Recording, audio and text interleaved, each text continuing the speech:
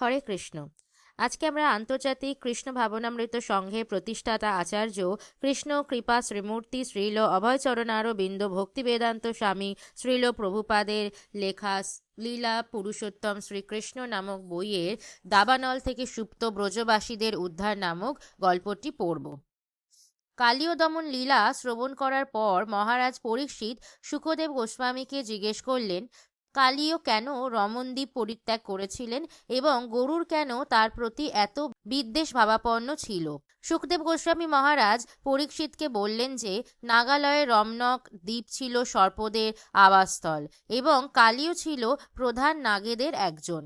সর্প তার আহার বলে গরুর সেই দ্বীপে এসে তার ইচ্ছামতো অসংখ্য হত্যা করত। তাদের কিছু সে খেত, কিন্তু অনেক সর্পকেই সে অনর্থক হত্যা করত। তার ফলে সর্পকুল এত বিচলিত হয়ে পড়েছিল যে তাদের রাজা বাসুকি ব্রহ্মার কাছে তাদের রক্ষার জন্য আবেদন করেছিলেন। ব্রহ্মা এক বন্দোবস্ত করেছিলেন যাতে গরুর অনর্থক বিশৃঙ্খলা সৃষ্টি না করে। প্রতি মাসে যেদিন চন্দ্র অর্ধাকৃতি গ্রহণ করবে সেদিন সর্পকুল গরুরকে একটি সাপ উৎসর্গ করবে। একটি বিশেষ বৃক্ষের নিচে গরুরের নিবেদন স্বরূপ একটি সর্প রেখে দেওয়া হবে। এই নৈবেদ্য পেয়ে গরু সন্তুষ্ট হয়েছিল এবং তিনি আর সর্পদের অনর্থক অশান্তি সৃষ্টি করেননি। কালীও কিন্তু এই বন্দোবস্তটি মেনে নিল না।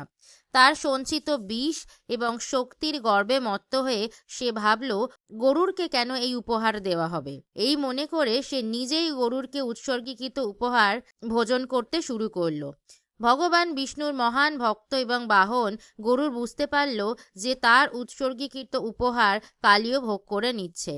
তখন তিনি অত্যন্ত ক্রুদ্ধ হয়ে সেই অপরাধী সর্পকে হত্যা করার জন্য মহাবেগে সেই দ্বীপের প্রতি ধাবিত হলেন।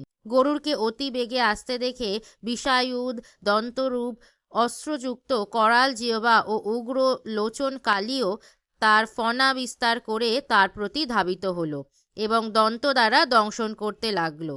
বিষ্ণুবাহন প্রচণ্ড বেগ মহাবল তাক্ষসূত গরুর তখন ক্রোধে কালীয়কে নিবারিত করে তারপর তার জ্যোতির্ময় সুবর্ণ বামপক্ষ দ্বারা প্রহার করলেন। গরুরের পক্ষ দ্বারা অত্যন্ত আহত হওয়ায় কদ্রুসূত নামেও পরিচিত কালীয় তখন অতি বিহ্বল হয়ে গরুরের অগম্য যমুনা হ্রদে প্রবেশ করেছিল। কতগুলো কারণে কালীয় যমুনা জলে আশ্রয় গ্রহণ করেছিল। গরু যেমন কালীয় সর্পের দ্বীপে গিয়ে সর্প আহার করতেন, তেমনি তিনি মাঝে মাঝে যমুনায় গিয়ে মাছ ধরে আহার করতেন। সেই যমুনা জলে সৌভরী মুনি নামক এক মহামুনি যোগী তপস্যা করছিলেন এবং তিনি মাছেদের প্রতি সহানুভূতিশীল ছিলেন। তিনি গরুরকে সেখানে এসে মাছেদের বিরক্ত না করতে আদেশ দিয়েছিলেন। বিষ্ণু বাহন রূপে গরুর যদিও কারোর আদেশাধীন নয়, তবুও তিনি সেই মহাযোগীর আদেশ অমান্য করেননি। সেখানে অনেক মাছ খাওয়ার পরিবর্তে তিনি মাছেদের নেতা একটা বড় মাছকে ধরে নিয়ে চলে গিয়েছিলেন। মাছেদের এই রকম একজন বড় নেতাকে গরু ধরে নিয়ে গেছে জেনে সৌভরী মুনি অত্যন্ত ব্যথিত হয়েছিলেন এবং তাদের রক্ষা করার জন্য তিনি গরুরকে অভিশাপ দিয়েছিলেন। এখন থেকে যদি গরুর এখানে মাছ ধরতে আসে, তাহলে আমি আমার তপশ্চর্যায় লব্ধ সমস্ত শক্তি দিয়ে বলছি যে তৎক্ষণাৎ গরুর মৃত্যু হবে। এই অভিশাপের কথা কেবল কালীয়ই জানত। তাই কালীয় নিশ্চিত ছিল যে গরু সেখানে আসতে পারবে না এবং তাই সে যমুনার মধ্যে সেই হ্রদে আশ্রয় গ্রহণ করাটা সব চাইতে বুদ্ধিমানের কাজ হবে বলে মনে করেছিল। কালীয় সৌরভী মুনির আশ্রয় গ্রহণ করা কিন্তু সফল হয়নি। গরুরের প্রভু শ্রীকৃষ্ণ তাকে যমুনা থেকে তাড়িয়ে দিয়েছিলেন। এখানে একটা কথা আমাদের মনে রাখতে হবে যে গরু সরাসরিভাবে পরমেশ্বর ভগবানের সঙ্গে সম্পর্কযুক্ত এবং তিনি এত শক্তিশালী যে কারোর আদেশ বা অভিশাপের অধীন তিনি নন। প্রকৃতপক্ষে শ্রীমদ্ ভগবতে বলা হয়েছে ভগবানের অন্তরঙ্গ সেবক রূপে গরুরের পদ পরমেশ্বর ভগবানেরই মতো এবং তাই তাকে অভিশাপ দেওয়ার ফলে সৌভরী মুনির অপরাধ হয়। গরুর যদিও এই অভিশাপের কোনো প্রতিশোধ নেওয়ার চেষ্টা করেননি, কিন্তু তার মতো একজন মহাভাগবত বৈষ্ণবের চরণে অপরাধ করার ফলে সৌভরী মুনি রক্ষা পাননি। এই অপরাধের ফলে সৌভরী মুনি তার তপস্যা থেকে ভ্রষ্ট হয়েছিলেন এবং এই জড়জগতে ইন্দ্রিয় তর্পণকারী একজন গৃহস্থে পরিণত হয়েছিলেন। সৌভরী মুনি যিনি ধ্যানে ব্রহ্ম সুখে মগ্ন ছিলেন, তার এই অধঃপতন বৈষ্ণব অপরাধের একটি দৃষ্টান্ত। শ্রীকৃষ্ণ যখন কালীয় হ্রদ থেকে বেরিয়ে এলেন তখন যমুনার তীর থেকে তার আত্মীয় স্বজন বন্ধু বান্ধবরা তাকে দেখতে পেলেন। তারা দেখলেন যে শ্রীকৃষ্ণ অপূর্ব সজ্জায় সজ্জিত, বহু মূল্য মণিমাণিক্য বিভূষিত, এবং তাকে দেখে মনে হচ্ছিল তার সমস্ত শরীর যেন সুবর্ণমণ্ডিত। বৃন্দাবনের সমস্ত অধিবাসীরা, গোপ এবং গোপবালকেরা, মা যশোদা, নন্দ মহারাজ, সমস্ত গাভী এবং গোবৎসরা যখন দেখলেন যে শ্রীকৃষ্ণ যমুনা থেকে উঠে আসছেন, তখন তাদের মনে হলো যে তারা যেন তাদের জীবন ফিরে পেলেন। কেউ যখন তার জীবন ফিরে পায় তখন স্বাভাবিকভাবেই সে অত্যন্ত আনন্দিত হয়। সেই আনন্দে মগ্ন হয়ে তারা সকলেই একে একে শ্রীকৃষ্ণকে আলিঙ্গন করলেন এবং স্বস্তি অনুভব করলেন। মা যশোদা, মা রোহিণী, নন্দ মহারাজ এবং সমস্ত গোপেরা এত আনন্দিত হয়েছিলেন যে কৃষ্ণকে আলিঙ্গন করে তাদের মনে হয়েছিল তাদের জীবনের চরম উদ্দেশ্য সাধিত হলো।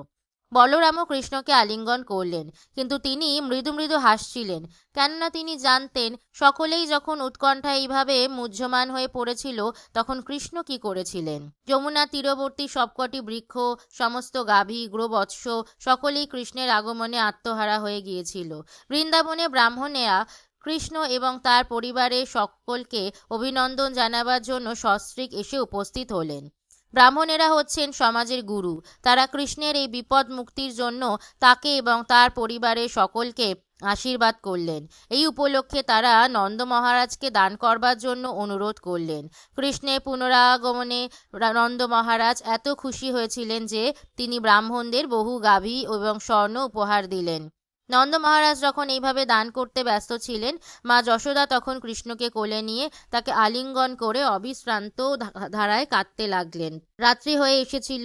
গাভী এবং গোবৎস সহ বৃন্দাবনের অধিবাসীরা অত্যন্ত ক্লান্ত হয়ে পড়েছিলেন, তাই তারা যমুনার তীরেই বিশ্রাম করতে মনস্থ করলেন। মধ্যরাত্রে সকলেই যখন গভীর নিদ্রায় মগ্ন, তখন হঠাৎ সেই বনে দাবানল জ্বলে উঠল এবং মনে হলো যে সেই আগুন যেন অচিরেই সমস্ত ব্রজবাসীদের গ্রাস করবে। যখন তারা এই আগুনের তাপ অনুভব করলেন, তৎক্ষণাৎ তারা গোপ শিশু রূপে লীলাবিলাস পরায়ণ পরমেশ্বর ভগবান শ্রীকৃষ্ণের শরণাগত হলেন। তারা বলতে লাগলেন, হে প্রিয় কৃষ্ণ, হে পরমেশ্বর ভগবান, সমস্ত বলের উৎস হে বলরাম, এই সর্বগ্রাসী দাবানল থেকে তোমরা আমাদের রক্ষা করো। তোমরা ছাড়া আমাদের আর কোনো আশ্রয় নেই। এই আগুন আমাদের সকলকে গ্রাস করবে। এইভাবে তারা কৃষ্ণ এবং বলরামের কাছে প্রার্থনা করতে লাগলেন এবং বলতে লাগলেন যে তাদের শ্রীচরণারবিন্দ ছাড়া তাদের আর কোনো আশ্রয় নেই। তার প্রতিবেশীদের প্রতি কৃপা পরবশ হয়ে শ্রীকৃষ্ণ তৎক্ষণাৎ সেই দাবানল গ্রাস করে ফেললেন এবং তাদের রক্ষা করলেন। শ্রীকৃষ্ণের পক্ষে এটা মোটেই অসম্ভব ছিল না, কেননা তিনি ছিলেন অনন্ত। তার ইচ্ছা অনুসারে যা ইচ্ছা তাই করার মতো অনন্ত শক্তি তার রয়েছে। ইতি লীলা পুরুষোত্তম শ্রীকৃষ্ণ গ্রন্থে দাবানল থেকে সুপ্ত ব্রজবাসীদের উদ্ধার নামক ৭ম অধ্যায়ের ভক্তিবেদান্ত তাৎপর্য সমাপ্ত হলো। জয় জয় শ্রীলা প্রভুপাদ কি জয়। গল্পটি ভালো লাগলে অন্যদের সাথে শেয়ার করবেন, চ্যানেলটি সাবস্ক্রাইব করে নেবেন নোটিফিকেশন পাওয়ার জন্য, কমেন্টে লিখবেন হরে কৃষ্ণ। ধন্যবাদ।